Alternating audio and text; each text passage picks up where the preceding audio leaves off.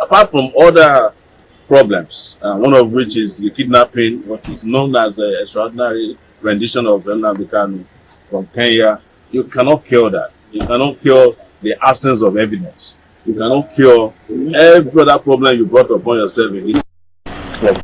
And that's what we have told them. And in general, because this is also foundational to Nigeria, Nigeria is in search of unity, they claim. Nigeria is in search of nationhood because it has never become a nation.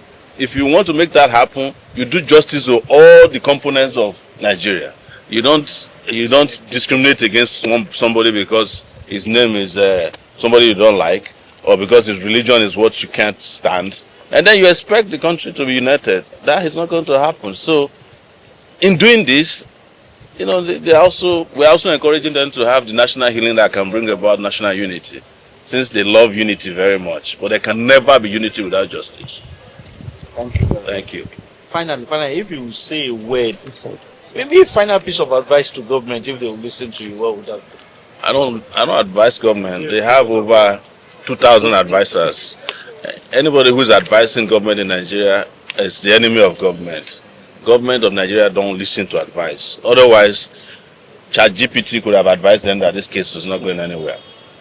Yes. Thank you very much. Thank you. Just a prompt on ChatGPT or Grok 4 on Twitter would have advised them that this is not going to go anywhere, no matter how well it is packaged, no matter how well the propaganda is pushed. And look at where we are today in Nigeria. Look at where we are. Nigeria is in a throes of some of its worst security situation. And this is what we are wasting our time doing. We have 35 Christians at the time that we are being accused of persecution of Christians in the bush, attacked by terrorists who were live streamed. You have 25 female students, Muslims, also in the bush with terrorists. You have an army general who has just been murdered by terrorists. You are not focused on that. You are trying Nnamdi Kanu because he carried a microphone to say that he wants Biafra. The only evidence they have in this court is the microphone that they found with him when he was arrested in Lagos. And his underwear, top and bottom. There is no evidence of a gun or an RPG.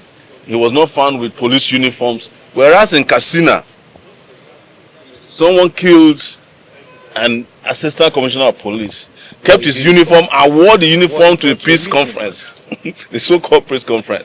And nothing is done about it. They bring their magazines and their AK-47s and their anti-aircraft guns to meetings. You can't do anything about them, but it's the guy who wears a nice Fendi and a microphone and says, we want justice.